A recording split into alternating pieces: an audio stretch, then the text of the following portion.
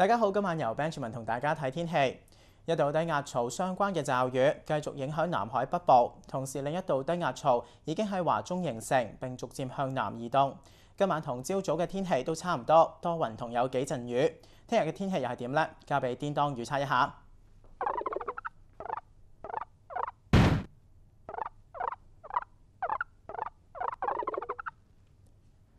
唔該晒，叮當。預測聽日有幾陣雨，吹清勁東風，氣温介乎25到28度，相對濕度係80%到95%。再睇下未來幾日嘅天氣，展望隨後一兩日天氣都係麻麻地，多雲同有零散驟雨，要到星期六先多返啲陽光。大家呢個星期出街嘅時候記得帶返把遮啦。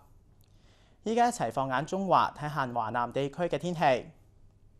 澳門、深圳、廣州、東莞都有雨，4個城市氣温介乎24到32度。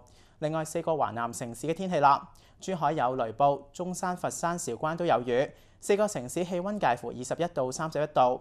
再北上一啲，睇埋4個主要城市，北京、天津、成都多雲，上海有雨，4個城市嘅氣温都介乎15到30度。